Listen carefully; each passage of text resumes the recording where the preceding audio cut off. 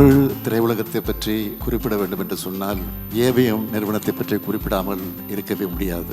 நம்முடைய சரவணன் அவர்கள் மயிலாப்பூரில் இருக்கக்கூடிய PS பள்ளியில் அந்த பேச்சு போட்டியில் அவர் கலந்து கொண்டு முதலில் பராசக்தி வசனத்தை பேசித்தான் அந்த பேச்சு போட்டியில் வெற்றி பெற்று அந்த பரிசையும் பெற்றிருக்கிறார். 1972 ஹலோ மெட்ராஸ் என்கிற மாத இதழை பொறுப்பேற்று நடத்திய நேரத்தில் அந்த முதல் இதழை தலைவர் கலைஞர் அவர்கள் தான் தொடங்கி வைத்திருக்கிறார்கள். நான் சென்னை மாநகரத்துடைய மேயராக இருந்தபோது கடற்கரை பகுதியிலே நடைபயிற்சிக்கு செல்வதுண்டு. அப்பொழுது நம்முடைய சரவணன் அவர்களும் அவருடைய நண்பர்களோடு அங்கே நடைபயிற்சிக்கு வருவார்கள். சென்னையெல்லாம் எப்படி இருக்கிறது, எப்படி அதை டெவலப் பண்ணணும் அப்படின்லாம் எனக்கு அறிவுரைகள்லாம் சொல்லியிருக்கிறார். மறைந்த ஏவிஎம் சரவணன் அவர்களுடைய படத்திறப்பு மற்றும் புகழ் வணக்கம் நிகழ்ச்சிகளை கலந்து கொண்டு புகழஞ்சலி செலுத்தி இருக்கக்கூடிய திரைத்துறையை சார்ந்திருக்கக்கூடிய பிரமுகர்களே, உங்கள் அனைவருக்கும் என்னுடைய வணக்கம். வரலாற்றில் தமிழ் திரையுலகத்தை பற்றி குறிப்பிட வேண்டும் என்று சொன்னால் அதில் நிச்சயமாக ஏவிஎம் நிறுவனத்தை பற்றி குறிப்பிடாமல் இருக்கவே முடியாது. மெய்யப்ப செட்டியார் என்று அன்போடு அழைக்கப்படக்கூடிய, இன்னும் சொல்ல வேண்டும் என்று சொன்னால் அவரை எல்லோரும் அப்பச்சி அப்பச்சி என்றுதான் செல்லமாக மரியாதையோடு தைரியமாக அழைப்பதுண்டு. அவருடைய மறைவுக்கு பிறகு அந்த பொறுப்பை தன்னுடைய தொழிலை சுமந்து கொண்டு திரு சரவணன் அவர்கள் இந்த நிறுவனத்தை எப்படியெல்லாம் கட்டி காத்திருக்கிறார் என்பதை பற்றி அவரோடு நெருங்கி பழகி இருக்கக்கூடிய அண்ணன் முத்துராமனாக இருந்தாலும் சரி, நம்முடைய சூப்பர் ஸ்டாராக இருந்தாலும் சரி, கலைஞானியாக இருந்தாலும் சரி, நம்முடைய கவிஞர் வைரமுத்துவர்களாக இருந்தாலும் அவர்கள் பேசுகிற போது பல்வேறு செய்திகளை எல்லாம் குறிப்பிட்டு சொல்லியிருக்கிறார்கள். நம்முடைய சரவணன் அவர்கள் மயிலாப்பூரில் இருக்கக்கூடிய PS பள்ளியில் படித்து கொண்டிருந்த போது அந்த பள்ளியில் பேச்சு போட்டி நடைபெற்ற போது அந்த பேச்சு போட்டியில் அவர் கலந்து கொண்டு முதலில் பரிசும் பெற்றிருக்கிறார். எதற்காக அந்த பரிசை பெற்றார் என்று சொன்னால், முதலில் அவர் கலந்து கொண்டு பேச்சு போட்டியில் பராசக்தி வசனத்தை பேசித்தான் அந்த பேச்சு போட்டியில் வெற்றி பெற்று அந்த பரிசையும் பெற்றிருக்கிறார். 1967 அறிஞர் அண்ணா அவர்கள் முதலமைச்சராக பொறுப்பேற்றிருந்த போது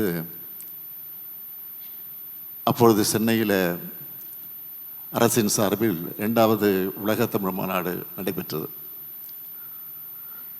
அந்த உலக தமிழ் மாநாடு நடைபெற்று கொண்டிருக்கிற போது திரு மெய்யப்ப செட்டியார் அவர்கள் ஏவிஎம் ஸ்டுடியோவில் ஒரு விருந்துக்கு ஏற்பாடு செய்திருந்தார். அந்த விருந்துக்கு தலைவர் கலைஞர் அவர்கள், பேரறிஞர் அண்ணா அவர்கள், பல்வேறு அமைச்சர் மக்கள் எல்லாம் அந்த நிகழ்ச்சிக்கு அழைக்கப்பட்டிருந்தார்கள். அப்பொழுது ஏவிஎம் ஸ்டுடியோவில் காத்திருந்த கிருஷ்ணன் பஞ்ச் அவர்கள் நம்முடைய சரவணன் அவர்களை தலைவர் கலைஞரிடத்தில் அப்பொழுதுதான் அறிமுகப்படுத்தி வைத்திருக்கிறார். அதற்கு பிறகு பல்வேறு நிகழ்ச்சிகள் நடைபெற்றிருக்கிறது. 1972 ஹலோ மெட்ராஸ் என்கிற மாத இதழை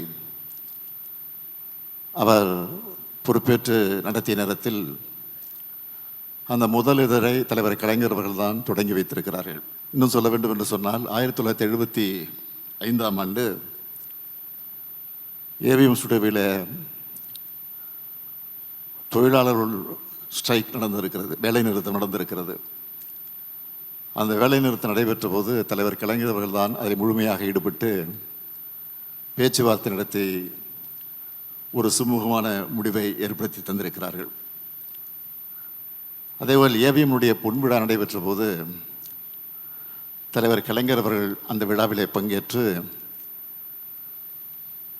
பங்கேற்றது உரையாற்றியது மட்டுமல்ல, 190 கேடயங்கள் மேடையில் நின்று கொண்டே